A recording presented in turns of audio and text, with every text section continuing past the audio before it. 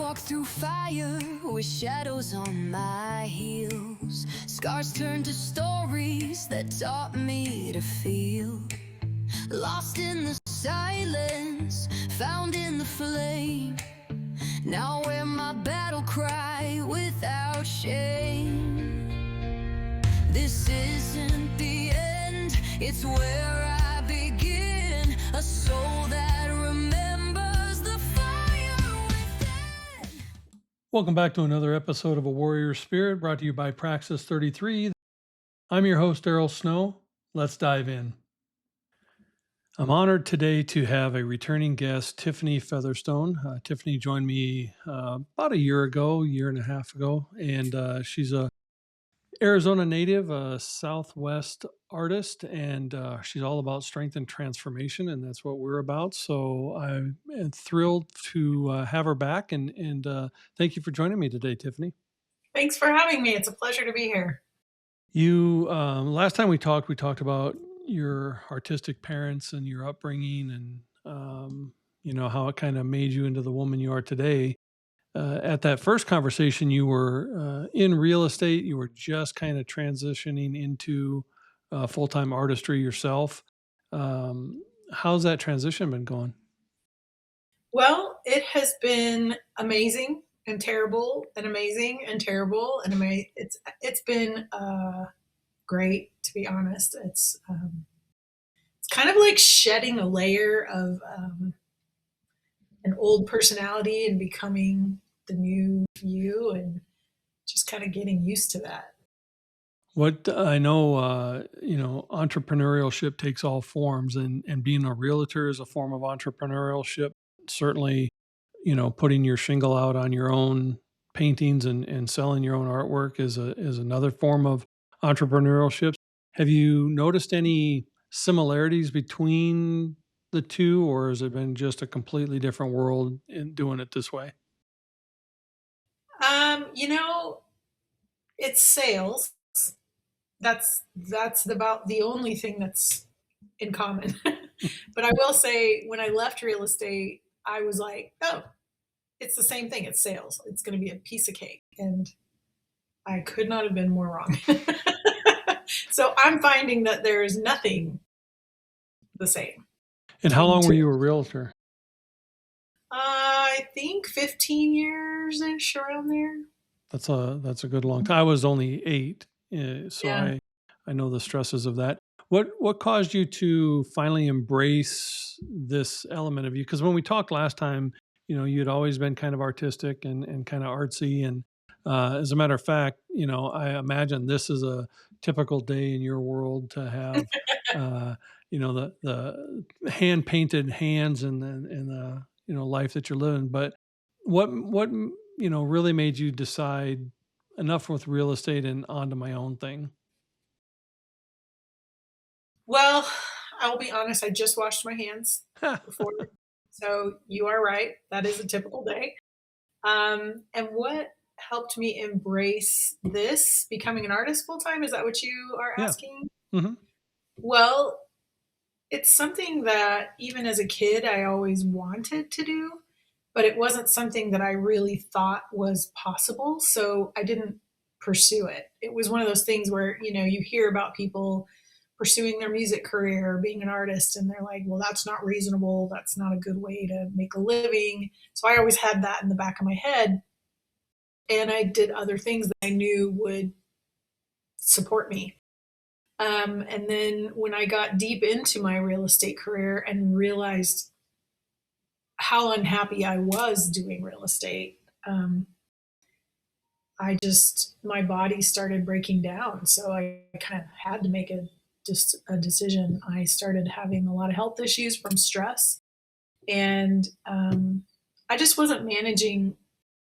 I didn't care to manage myself in a healthy way when I was a realtor, because it's so, as you know, it's so fast paced, it's so people oriented.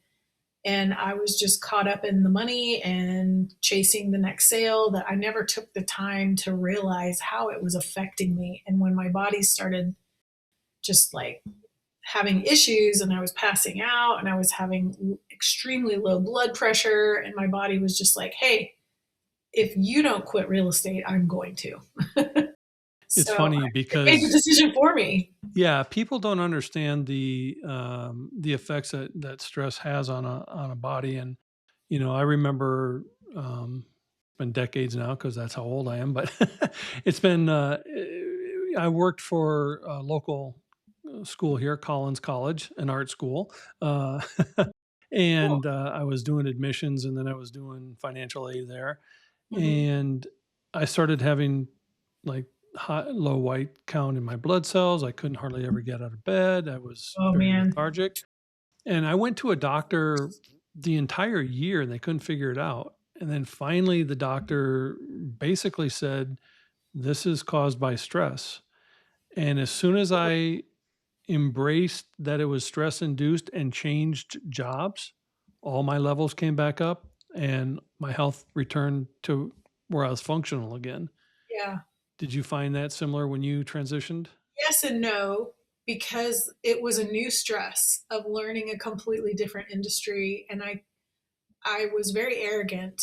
I mean, there's no other way to say it, but I was like, oh, I'm Tiffany Featherstone. I'll kill it. I do whatever I decide I'm going to do. I do well, and I want to be the best. And I've already got a clientele base, but they were house purchasers or house sellers. They weren't art buyers.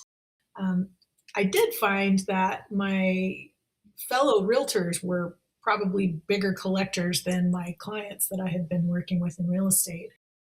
Um, and once I moved over, yes, the stress levels were way better, but it was a completely different kind of stress, and it was a manageable kind of stress because I was happy, I was excited, I was learning something new, I was, you know, learning the industry, trying to figure out, okay, what galleries are good and what shows are good, and just kind of learning the lay of the land, which is still kind of stressful, but it was fun. It was fun stress. So, I don't think I ever asked you the first time you were on. Were you married and have children or? yes, I'm actually from Texas, and I was born Oh, and raised in Dallas, Texas. I met my ex husband there, and he is from Phoenix. So I moved here. We got married. We had two kids. They're 28, 25 now, and I divorced in 2009. So when I got a divorce, that's when I became a realtor, and that's what supported me as a single mom up until 3 years ago. how how would you say you were as a parent? Because we can't say how you were as a wife because you weren't married during that stress time. But how were you as a parent during that high stress versus when your body just shut down and now? It was awful. It was the worst. It was the worst. I did my best. I was a single mom. I didn't have a lot of support. No, I have no family here. My family's all in Texas. I am very close to my ex husband's family still. So after my divorce, I leaned on them quite a bit to help with the kids. And because, as you know, so my kids were 8 and 11 when I got a divorce. And that's a tough time because they're preteen, and not to mention they're dealing with divorce, they're dealing with mom and dad's different houses. And so I know it was a difficult transition for the kids, and we all did our best. And my kids were great. They were very forgiving and understood, hey, I have to go meet this client, or I have to go show a house, or and luckily the super key doesn't work after 8 p.m. So a lot of times I just shut the phone off at 7. I might still be doing business, but I didn't have to leave the house as much.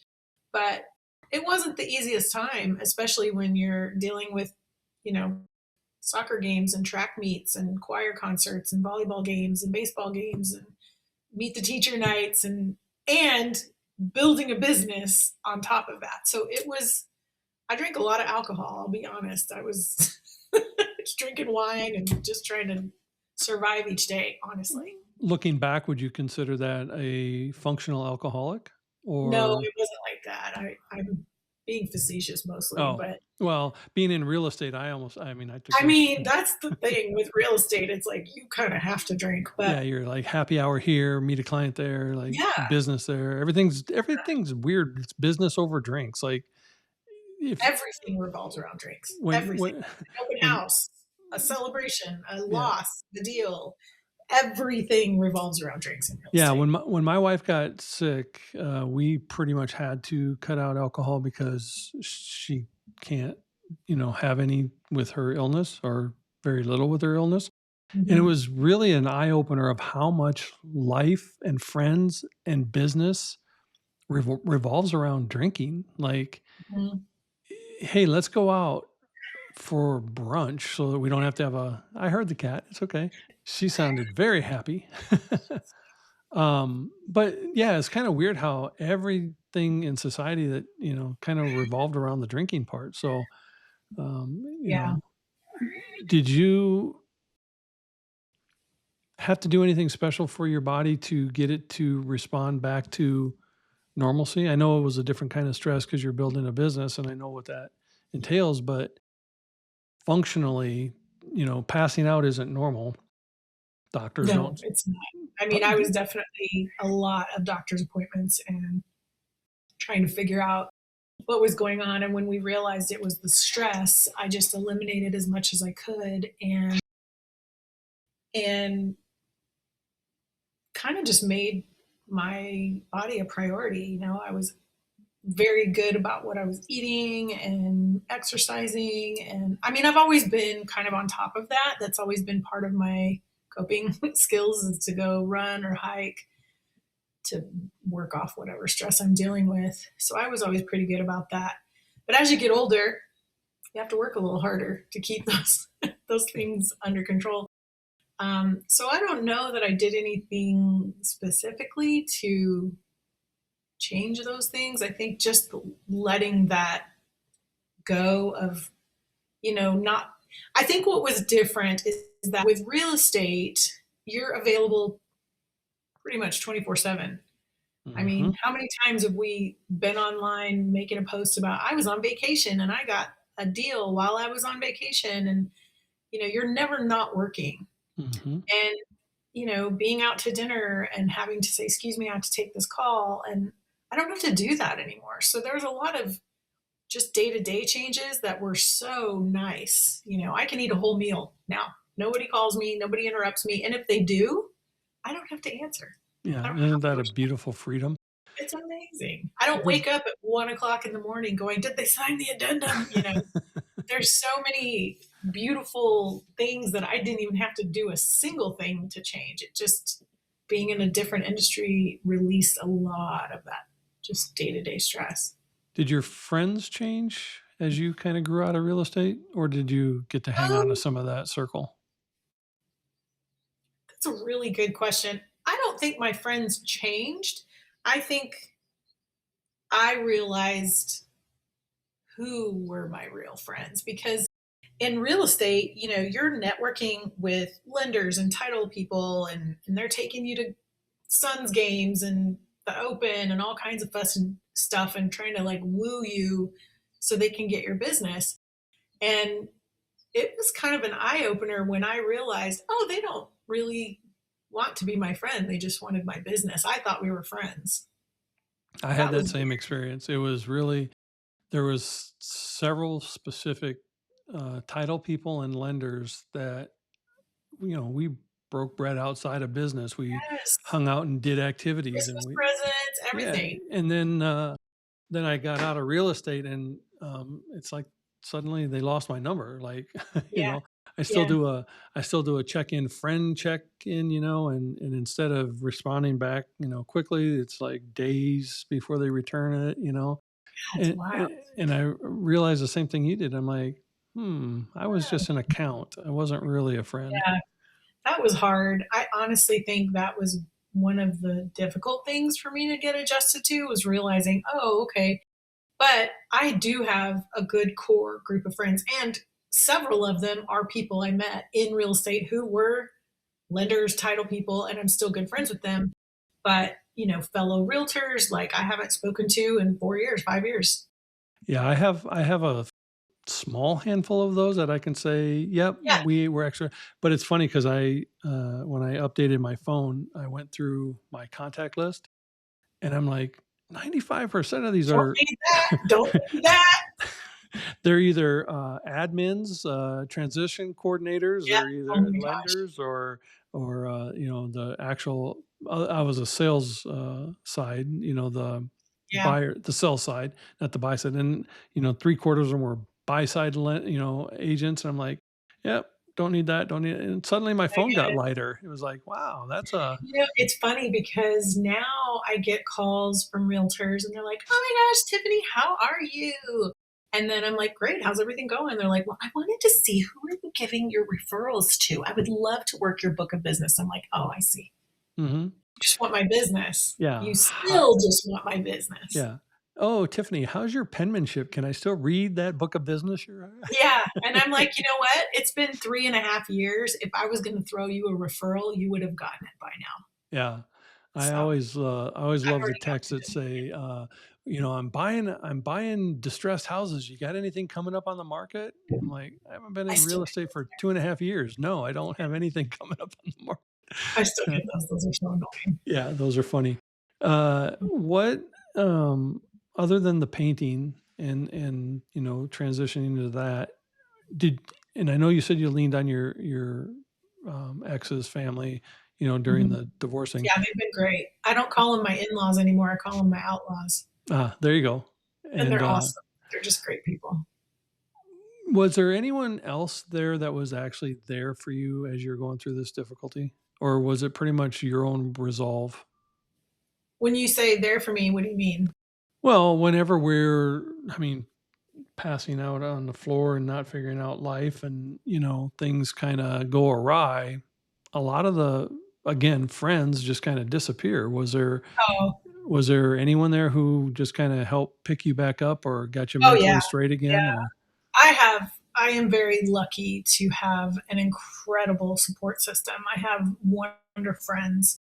Um, you know, it might not be 100 people, but I always say I'd rather have 4 quarters than 100 pennies.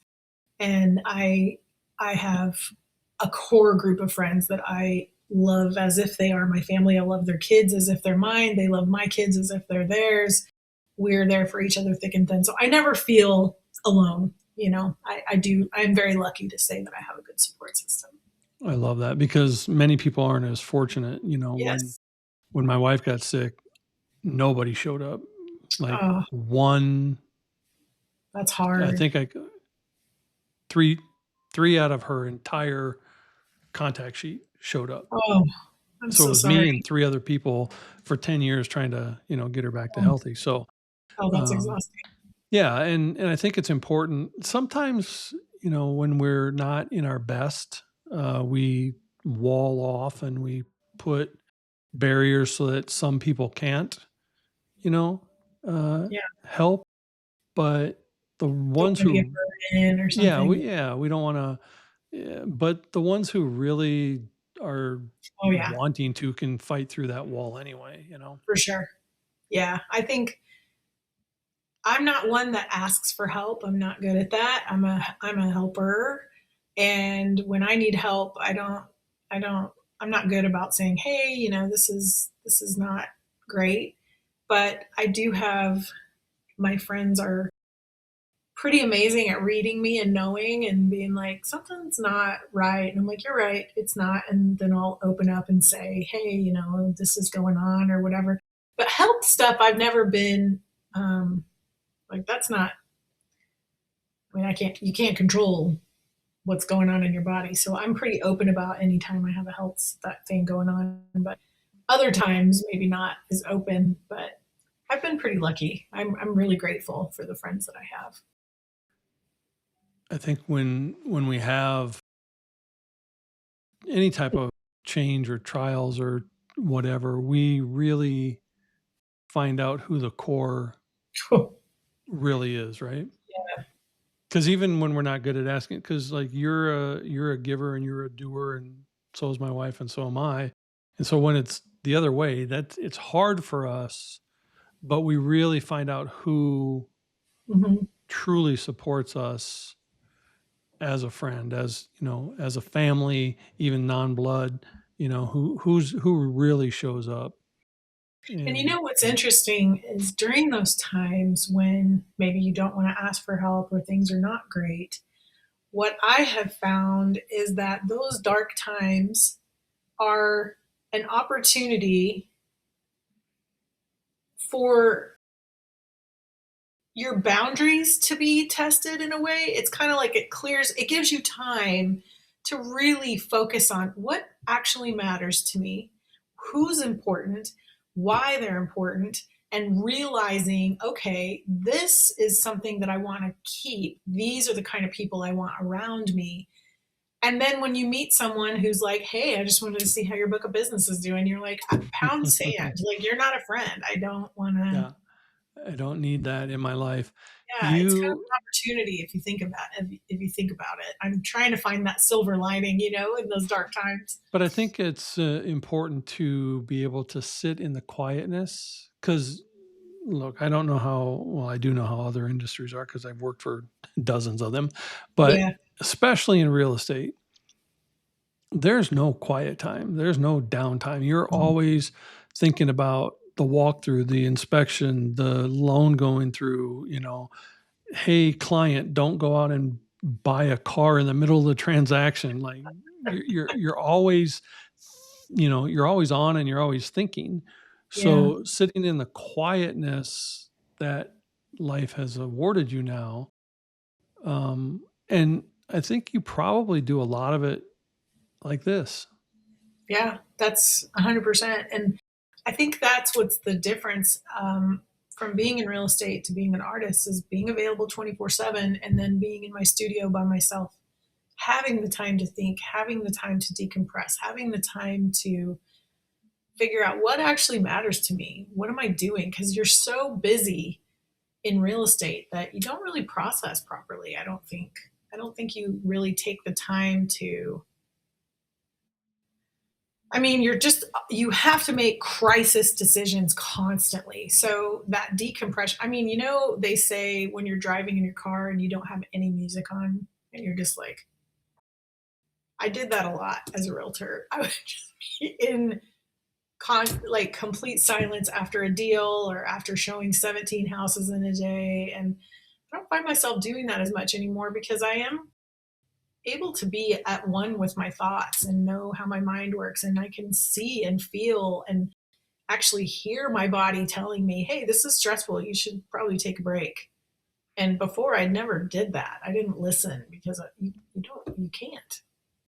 I think it's always important to listen in those moments. And speaking of break, we're going to take a short pause here, and then we'll be right back with the future casting instead of the reflection in the rearview mirror. Be right back. I make contemporary art about resilience, transformation, and what rises after the storm. Inspired by the desert, my work reflects the strength we all carry, offering a sense of hope and renewal. I'm Tiffany Featherstone, and I invite you to visit tiffanyfeatherstone.com. Use the code WARRIOR for a special listener-only limited time offer of 15% off, and get your tangible reminder of resilience, hope, and becoming.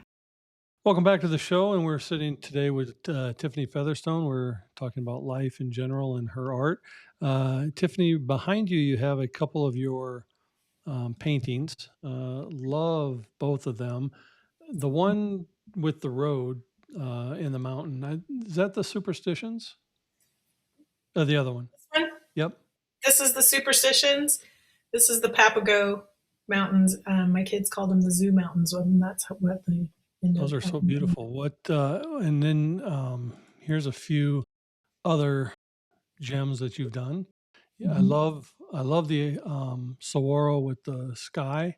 And then I Thank you. didn't know until I looked at your website, that you also do, birds and um, the one with the boots. I just picture that as you sitting on your deck, just enjoying life. Yeah. How long does something like the one with the long road and the superstitions, how long does something like that take you to paint? Well, I have several different ways that I paint, and this piece here I actually poured. So I use like a liquid paint, and I tape off the areas that I want to pour the paint, and then I cut away with an X-Acto knife, pour the paint, wait for it to dry, peel the paint, and then move my way all the way around the board. So pieces like this take a lot more time. And to be fair, when I was painting like this, I still do, but when I was really painting everything like this, it was at the end of my real estate career. And I wanted something that would help me kind of focus so that I wasn't losing my mind. So I had this insane idea that I was like, let me try fluid.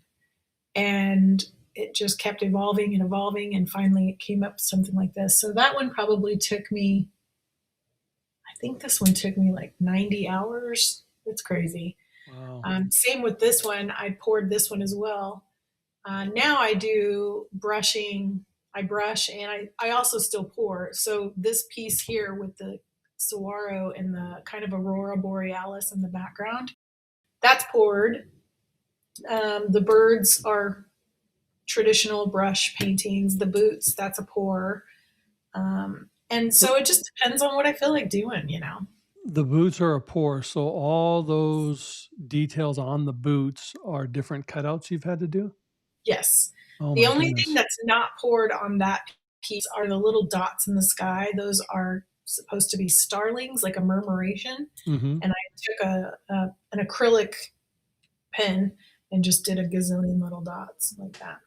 That's incredible, and the detail is amazing. So, how long to do, like, one of the birds that's a traditional, 90 hours Oh, I for can the one do those behind in a you? day. Yeah, I can W do those. Those are a lot faster. I think I painted that Cooper's hawk in like 6 hours. Wow. So Yeah, do it's a you lot faster. so just to kinda understand your process, do you take a photograph or a picture of what you're wanting to paint and then replicate it, or does some of it just come out of your mind? I have to have my composition ahead of time, or else I will never know when my painting is done. So I work with reference photos, and yes, I take my own photos. Sometimes I have photographers that will provide the photos for me.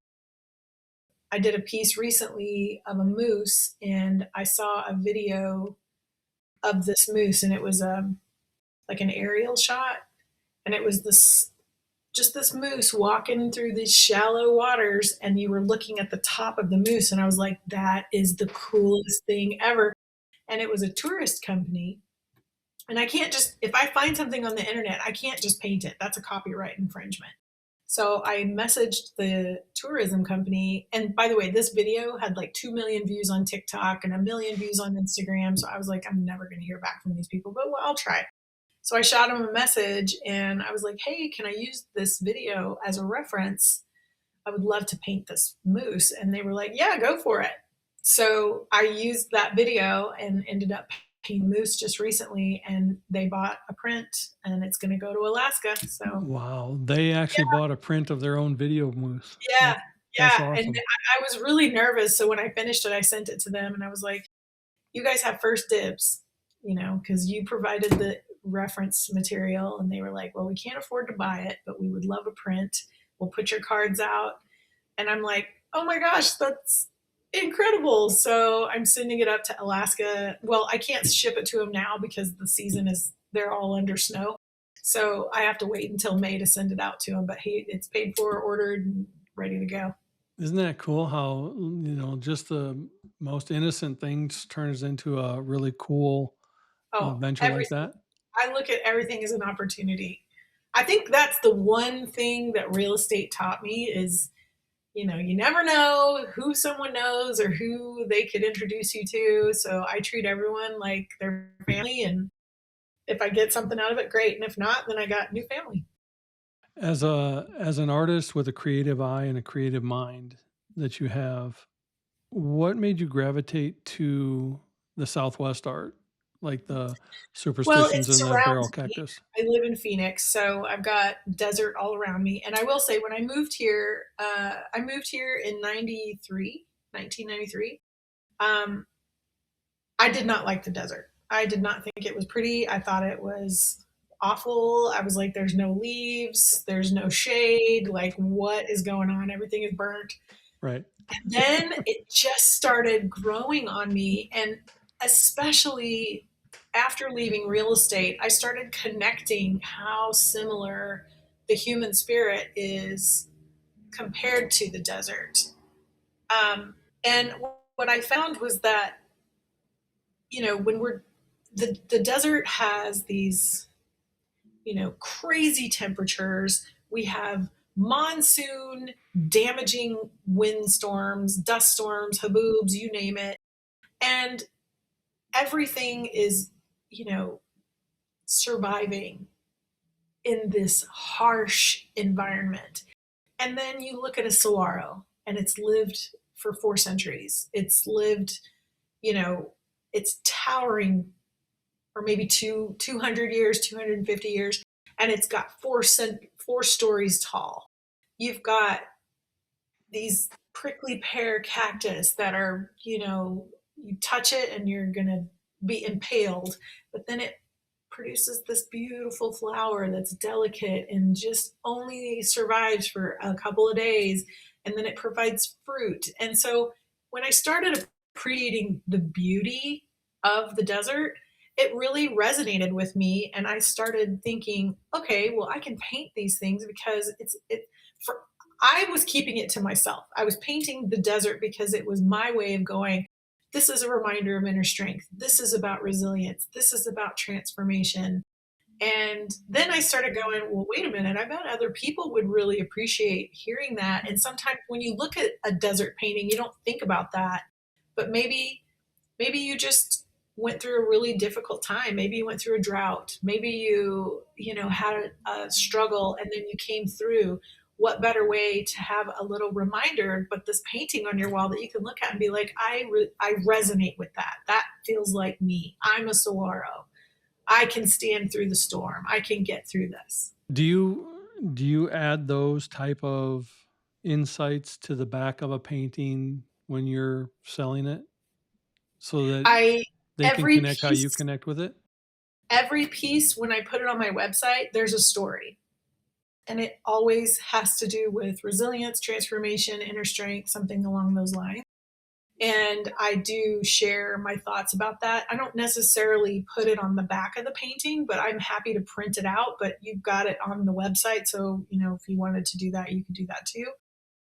But there is a connection between my work and, I feel like, just the heart of humanness and that connection. I like that, a desert sky is a little bit cosmic, and you can look up and see crazy. We used to, when I was married, we had a houseboat, and we would wake up because we would sleep on the top of the houseboat with my kids, and we'd wake up in the middle of the night and you could see the Milky Way. Like you could just reach up and touch it. It was the most, I've never seen more stars. And it was just such a striking memory for me that I was like, even at night, the desert somehow finds a way to say, hey, we're different here and we got this. Like, it's beautiful. You might see nothing but poison and hot, heat waves and scorpions, but really and truly, there's so much more to the desert that people just don't realize. There's more than sand. I think and that's a beautiful analogy and a connection. And, I think it is another cosmic part of life that if you look below the surface, there's so much more there to see. For sure. And For sure. too many people just look at the surface and they never go deeper. And then they miss the beauty that's all around them, And it's every day. I mean, you can look at a monsoon and be like, oh no, I'm going to lose my roof or my tree was uprooted. And then the clouds part. And you've got these insane sunsets that you're like, oh my gosh. And you would never see that if you hadn't been through the storm. You have to know the dark to appreciate the light. You have to go. I just feel like the desert has so much to offer. And I feel like I should apologize to it because I was so anti-desert. I'm like, this is gross. There's all the trees have are hairy leaves. They're just these skinny little, coming from Texas where everything is so lush in Dallas. I had a hard time adjusting, and now I cannot imagine being anywhere else. I don't even I've know where I would go. Yeah, I grew up in the Midwest, and I've traveled all over the United States, and I've lived in many of the different places. And I actually took a 30-day car trip from coast to coast, and there is so much beauty if we just observe Oh it yeah, as we're going through it. yeah, And I'm always amazed. Excuse me one second while I clear my throat. Something wanted to tickle. I am always amazed when you, those of us who live here, there's a season for the desert being in bloom, and people migrate out to go watch, these cactus and these flowers that are in nature blooming. And I'm always looking at my bougainvillea in my front yard going, how the hell can I keep you alive? And then you go oh out in the my desert and gosh, like all these things are just doing it naturally, you yeah, know? And it's kind of the same resonation, if you just embrace the nature and the process, yeah, life can come from it. for sure. Even the bad. I mean, everything happens. I believe everything happens for a reason. And I started a membership program this year for people to purchase prints. It's a monthly membership a month. And basically, with each new season, I send you a free print. So you get 4 prints a year, and they're matted, and it just depends on whatever the season is or whatever it is I feel like needs to happen. And it's all about resilience and remembering your inner strength and who you are as a person and having a tangible reminder of that strength being sent to you. You know, I just think it's such a fun thing, and I've had a pretty good response to it, so I'm excited. What made you think of doing that? Because that's very unique, especially for an artist, and it's a very, um, on the surface, it's a crazy idea to have to do that many, things. But sub level, again, if you go below, it's really a cool thing to do and be a part of. What made you think of doing that? Well, as an artist, I know that not everyone can afford to purchase an original piece of artwork. And I know that art can be difficult to attain. So, what I wanted to do was provide an opportunity for people to have beautiful artwork at a very affordable price. And if they join my membership, you're actually saving. So, let's say you bought 4 prints a year, you would actually spend $120 more if you were to just buy those 4 prints than if you were to be in my membership program. So for me, it was a way of allowing, maybe you can't have an original, but you can afford $20 a month. You can afford uh, having, maybe it's a print. And I figured it was also a great way of introducing people to art. Some people don't know that an original piece of artwork is amazing. So this is just kind of an intro to get into people's doors, and it's an affordable way to have something on your wall that's unique and a Well, reminder of inner strength. some people think four dogs playing poker on a velvet canvas is art. So It is art. It is art. That's art. it's It just might not be your kind of art. it's It's just not a mine. different, yeah, it's It's not just mine. a But different it is kind of. art. I mean, that is somebody took time to create that and come up with that idea, and it'll appeal. I was told this once when I went into real estate, actually, and when my mentor said, because I was like, everybody's a realtor. How am I going to find clients? And da, da, da, da. And she said, when you go to the library and you want to get a book on cooking, how many books are there on cooking? Hundreds and hundreds and hundreds.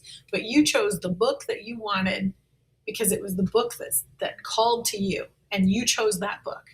there's room for all of us. And I apply that to so many ways of thinking because it's true. There's room for all of us. And my art doesn't appeal to everyone. And I'm okay with that. In fact, I'm kind of mean about it because I want to find the people who understand that you can do this. You've been through difficult times. We have this in common. This is our reminder of, strength. And that's not going to appeal to the average Joe. He's not going to care. He's going to be like, that's real cool. Oh, I've been to the superstitions. And I sell art to those people too. I'll sell, money's money. But I do want to find those people who relate to the meaning behind it. I just feel like that's a special connection. So It's always nicer to know that something we've created has gone to an entity that appreciates it after it's created as much as we appreciated creating it. yeah, And the book analogy you said, as a transformational life coach and a personal consultant, I've told many of my clients who have those fears and doubts, go to any bread aisle in any grocery store. There are dozens of different, they're all cut, they're all in plastic, but somebody's choosing a different, yeah, and it's the same principle thing. as what you're, yeah. And that's so true. Our voice, our message, our thoughts, our ideas, they will only resonate with people who they're meant to resonate with. They're not meant to resonate with everyone. Just because Yeah, people can see or people can hear or people can speak doesn't mean those functionalities resonate with every person. right, You can look at the same thing and see two different things. You can hear the same sentence and hear something completely different. You can speak words and they'll be misspoken because of how they're heard. So everything resonates on its uniqueness to who it's supposed to resonate with. You're right. not meant for everybody. You're meant I like for that. specific people. Yeah, I saw. I don't remember where I saw this. It must have been on maybe TikTok or something. But I follow a lot of marketing people because that's kind of something I like to do. And this one creator was saying that you need to be meaner. And I was like, what do you mean? And they're like, need to be meaner because you're not for everyone. And the more you try to be for everyone, it dilutes who you actually are. And I was like, well, that's the stress that was probably happening when I was a realtor because you try to be, Yep. you want to get the biggest net out there. And now I'm like, no, I want to work. I want a community. I want a group of people that follow me and watch my Instagram and say, I want that piece as soon as you're done painting it, which is starting to happen, which is really exciting. Yeah. In fact, so the day before yesterday, I'm in a gallery up in Cave Creek. And every 6 months, all the artists change walls. And so I was rehanging my wall and I put up a bunch of brand new art. And so that means yesterday the gallery opened because all the artists put their art up. Someone drove to the gallery to buy a piece of art that I had just hung because I posted a video making that painting. And then after I hung it, they saw that it was hung at the gallery. So they drove all the way to Cave Creek just so that they could buy it. And I was like, oh my gosh, that's really cool. That's how you find a community. And so that'll make you appreciate the other analogy that I often use with clients. Your job is to be a lighthouse. And a lighthouse doesn't run up and down the shore looking for boats. It stands in one spot, shines its light, and the boats come to it. That's your Yes. job. And if you stand in your truth, in your spirit, and in your artistic realm, the right people will drive to Cave Creek because you posted it there or hung It's it there. about authenticity. Authenticity. And I will say authenticity is probably the one thing that I've always been authentic as far as I know.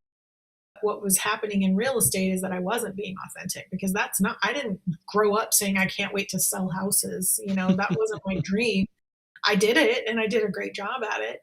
but it wasn't who I truly was. And I didn't even know that. And so when I left real estate, there was almost like an ego death. And I had to figure out, who am I? And I feel like I'm more authentic now than I've ever been. And I think that that resonates. I think people feel that and they see that and they know, what I'm painting, what I'm about, who I am, and they want to be a part of that. And I love it. I think it's a growth element for true inner healing because, like, my wife and I joke because before she got sick, she had one job for 30 years. And in those 30 years, I probably had 30 jobs. Like, because I'm not built for corporate. I go into it Same. occasionally because it's a quick, easy buck, and then I get out of it because I hate the politics and all the BS that goes with it.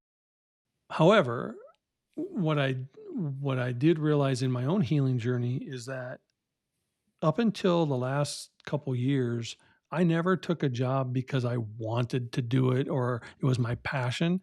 I took the job because it was easy for me to do it and I could make money while doing it. Yep. And Understood. and I don't care what the dollar amount was that I was making. It was always a misery because I was never I doing know. what I want to do. Gosh, we're very much alike. I understand Yeah. And that so much. passion, and you can see that passion when you see, like, that's a very intense face. I don't know what you're listening to, maybe, a little I'm listening to the Metallica. Warrior Spirit podcast. What do you mean? Sure, that's what that face is. I do. I listen to podcasts. I'm a podcaster or audiobooks. But that intensity with what you're doing, that you can, if you're looking deep enough, you can see the joy that moment right there is capturing because it's you in your element focusing on what you're trying to create.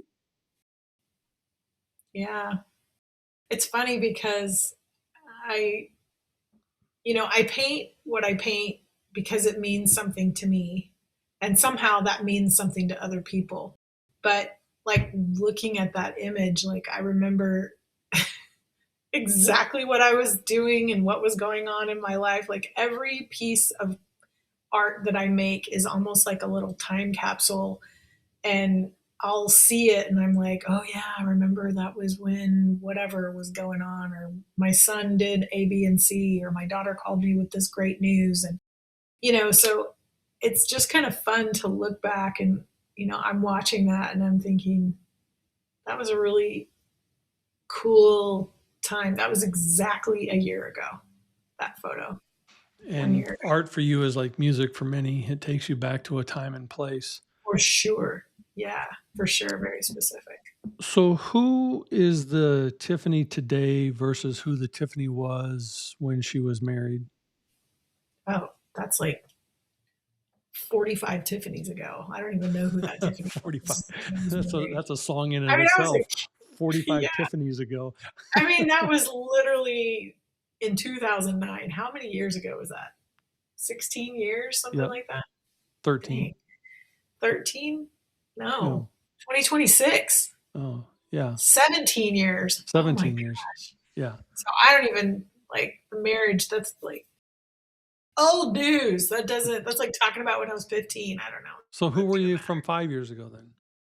5 years ago, that's a better comparison. At 5 years ago was when I knew I wanted to get out of real estate. And I started thinking about my escape plan, but I was not executing it. I was forming a team so that I could train someone to take over. But that's when I was really starting to get sick. So I was really stressed out. It was COVID. There was just so much going on. And now I feel like I'm calmer. I can respond from a place of thoughtfulness versus reaction, because I don't have time. I don't have time. I was just always so stressed and busy. And I feel like I was like that rabbit. I'm very late. I'm late for a very important date, Mm-hmm. constantly just like, and now I'm like quiet and peaceful, and I drink my coffee slow and I wake up and do my thing, and it's amazing. Like I'm so in my element right now. I'm so happy. I love what I'm doing. and I know this is what I'm supposed to be doing. So there's just a confidence that I was confident then too, but it's different. I Well, just feel cocky calm. and confident are two different things. I don't think I was cocky. I mean, maybe I was, I've but seen your videos. You were a little cocky. was I? A little. I don't know. Maybe I was. I feel like I did what I thought would get me the business. And now I'm just calmer and a little bit of a slower pace, road raging doesn't happen as much. I still have my thoughts and feelings when I'm driving in the left lane and someone's going below the speed limit or at the speed limit. But But I even digress. So but even it's from good. our I think I'm in a interview a better year place ago, now. though, even from 2024, you're calmer, you're more Yeah, assured, you're more approachable. Like you have this softer element to you really. through your own transition. Yeah. Yeah, that's interesting. Maybe it's because I know a little bit more about what I'm doing. I still have no clue what I'm doing, but you know, Do any of us? I don't want to ever have it figured out. That's Right. just boring. I like to constantly learn and grow, and I want variety in life. So I just feel, I have a better trajectory, a direction that I feel good about. And maybe when we were talking, I had just gone full time. So I was like, I don't know what's happening. What do I Mhm. do? And now I feel just, I know who I am. I was still figuring that out. I was still going through my ego death. I was still like, missing the busyness of real estate. And now I'm like, oh, if somebody texts me 2 times in a row, I'm like, what do you want? What? Yeah. What is so important? Now you're not missing real estate at all. Not at all. If No. you had someone, and I know you're not a coach per se, but if you had someone who can connect with your journey and feels this burning passion to be something else that they know they're meant to be, what would you say to them to guide them to that? If they were feeling, Like they were another realtor who wants to go out and, start a band or whatever, any oh, scenario. do it. Like they just want to they want to be more than they are, but they don't know how to transition into who they're supposed to be. Oh my gosh, do it. I say, feel the fear and do it anyway, period. Because when you're inside the box, nothing is, how do I say this? In order to have something different, you have to do something different. So if you're not happy and you want to go be in a band, or if you want to be an artist, or if you want to go write a book, well, you're never going to know until you try. You don't have to go full time. You don't have to go balls to the wall like I did. You can just do it on the side. You can do it at 1 o'clock in the morning when you're stressing about the addendums getting signed. When you wake up, there's, if something is important to you, you will make time for it. I say, honor yourself and do what makes you happy, because if you're happy, things just start to happen to make it. It's kind of like the universe looking out for you. You just got to take that first step. Yeah, and I'm not sure I'm gonna say this right because sometimes I get it a little confused, but I heard someone once say, "Work hard at your 5 to 9 so it can replace your 9 to 5." Yeah, man. I mean, I was doing that. I was making art while I was a realtor, and I still found time, and I still sold. I've been selling my art for 10 years. It's not like I'm new to it. I just went full time 3 years ago. And you're right. If something is important to you, do it. I just think the one thing that I noticed when I was a realtor is that a lot of people just don't know who they are. They just don't know. They are so robotic about doing what is expected of them and putting up appearances and dressing a particular way and eating at specific restaurants and being seen at the scene and all of that. But they don't really know who they are. And I think the more you ask questions and the more you look in the mirror and say, how can I honor myself today? Then things just fall into place. You'll be playing that guitar in that band because that's going to be your peace. That's going to be your joy.